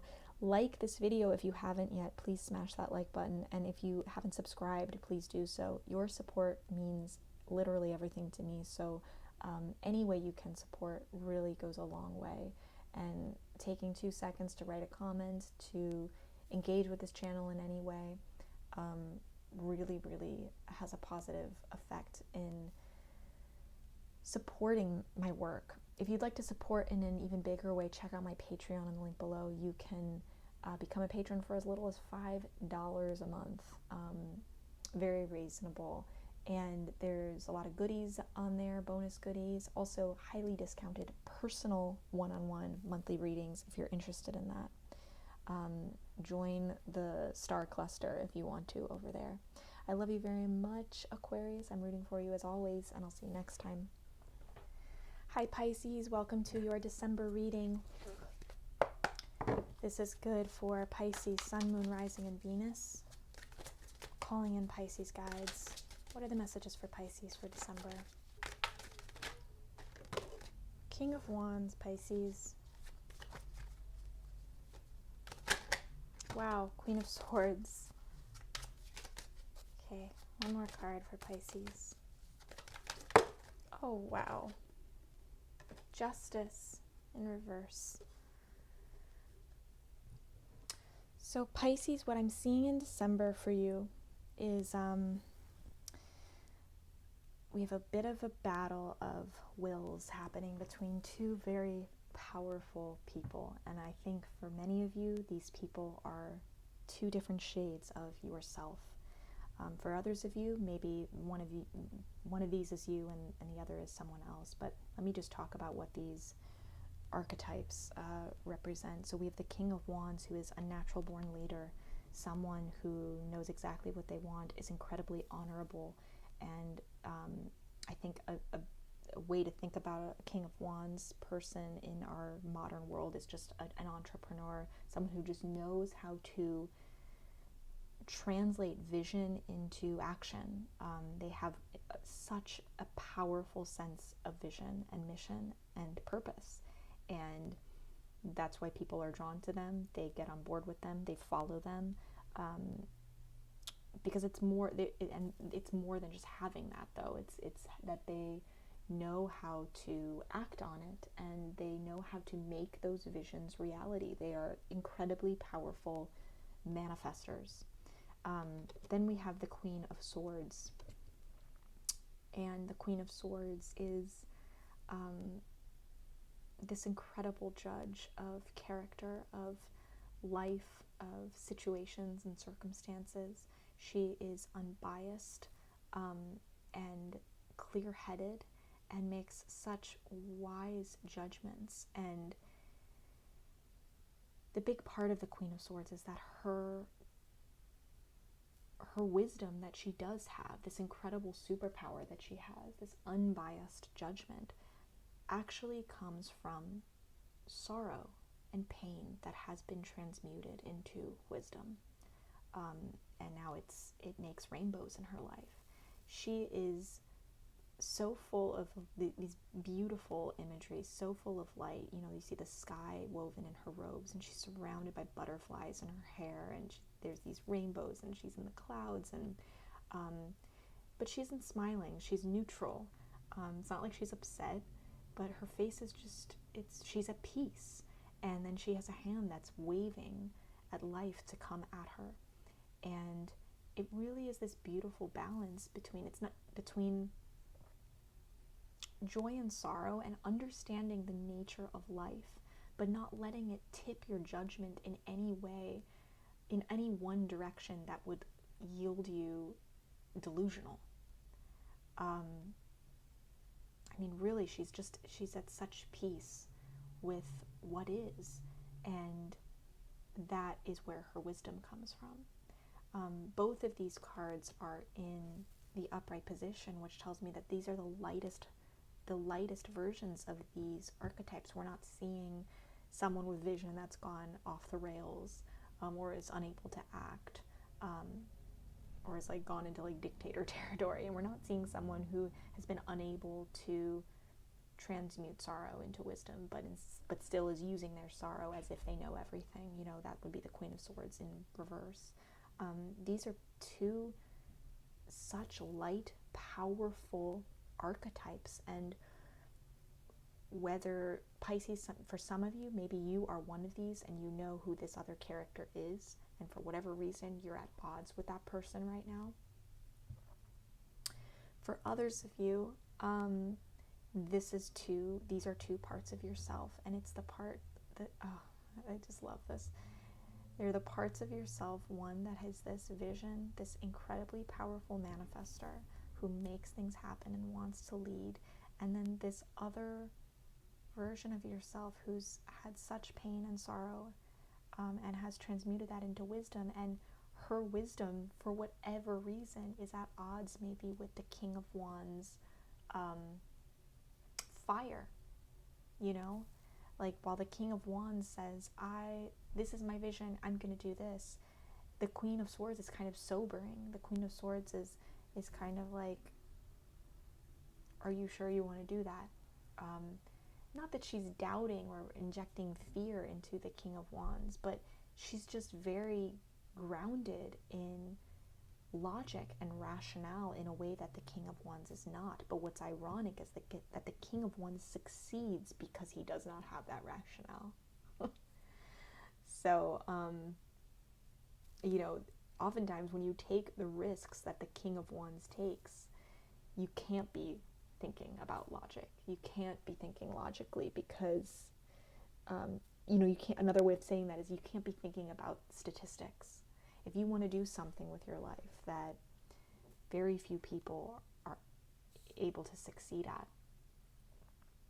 when you focus on the statistics of it, that doesn't help you. It doesn't negate the fact that those statistics are true. Queen of Swords is still spot on about those things. But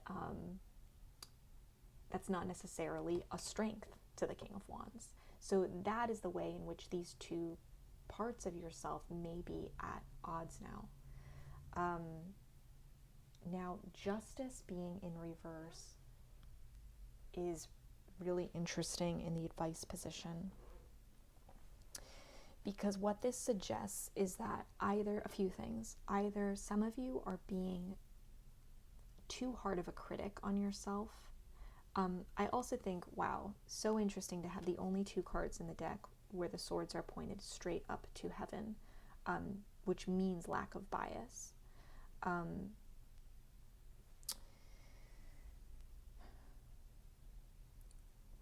The fact that this is in reverse tells me that if there is an inner critic in you that is being particularly loud, don't mistake that voice for the Queen of Swords voice in you, because that inner critic is judging you harshly.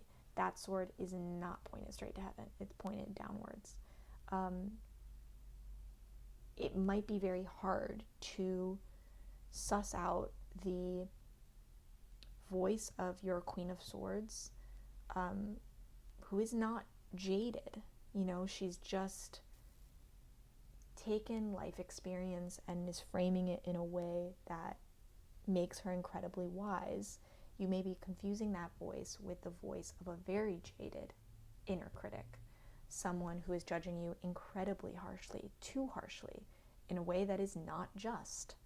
And that might be aggravating the King of Wands in a way that where he thinks his enemy is the Queen of Swords, but really what he's facing is this Justice in reverse. Justice in reverse can also mean unfairness. Are you being unfair to one of these versions of yourself? Are you giving the Queen of Swords more time on the mic, or are you giving King of Wands more time on the mic? This could be an issue where these are not going to cancel out. These are two parts of yourself that you can't compromise for the other. And really what it's about is creating a fair and equitable relationship between these two voices, allowing each of them to be heard, to say their piece, and then choosing a path that takes into account everything that they have said. It could be that this conflict is really an imagined conflict, a conflict where you feel pressured to choose one way or the other, when in fact you can't. You can't choose one way or the other, and they don't even want you to. They're offering different perspectives, but they just want to weigh in on your ultimate decision. And maybe there is a middle path that allows you to hold space for both of them as you move forward, or allow them to help in different ways on your path. So that justice in reverse can mean unfairness in some way. You know, this isn't, maybe things aren't equitable between these two people. Justice in reverse for some of you as well could mean that, and this is only for some of you. I don't want to say this as everyone, but justice in reverse could mean that there's something that you feel guilty about, or something, maybe a mistake that you made in the past. And that is affecting, or is like at the crux of this pull that you feel between these two parts of yourself, is like guilt over a mistake that you made, which could be there either because you haven't received forgiveness for it, you haven't taken accountability for it. It's something that you're like hiding and holding on to, but also won't like bring forward and be like, I need to like clear the air and like say something like, I feel bad that I did this, or this happened, whether this is to someone else or Pisces, this is to you. Is there anything that you feel you have done, that you've made a mistake? Is there a mistake that you've made where you owe yourself an apology? Especially if these two versions, if these two archetypes are you. Do you owe yourself an apology in any way? Do you need to take accountability to owe yourself an apology? Because sometimes, you know, when we make mistakes that affect ourselves, the scales really weigh much heavier on the side of guilt. And we feel the guilt and none of the forgiveness because we refuse to, or we're unable to see that while we owe the apology, we also need to receive the apology. And that's what this justice could be about. Last interpretation of this justice in reverse as advice is an unwillingness to take accountability, period, for anything. Doesn't have to be a mistake, but it's taking accountability for your actions and really making peace with those actions, making peace with how the past has gone up until this point, accepting things as they are.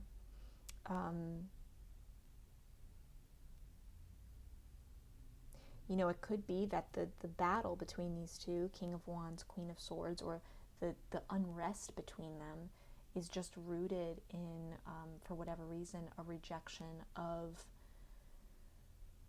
accountability, not wanting to be responsible for the way that your life has gone or the way that it's going. And so, of course, you feel torn between two leaders because you don't really want to lead your own life. You don't want to be a leader right now.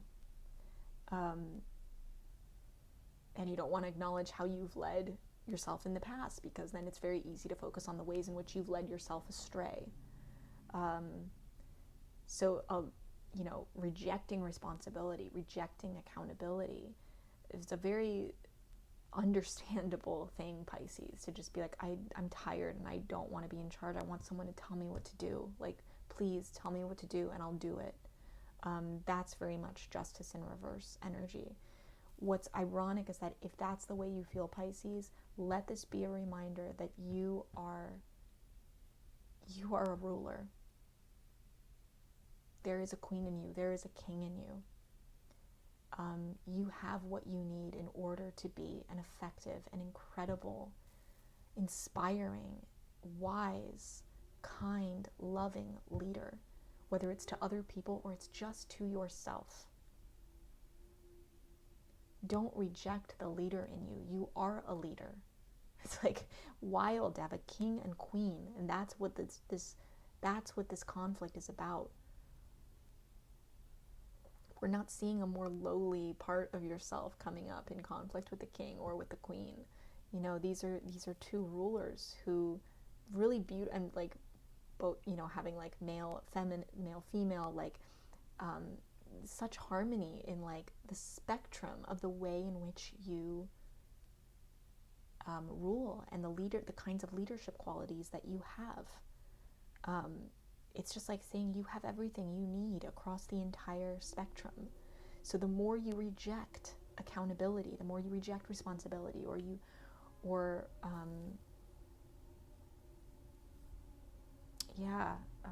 or even just reject it in the past, and like the stories you tell yourself about how your life has gone, the more you abandon who you really are, which is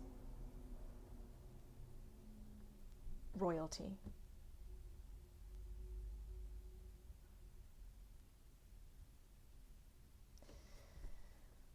That's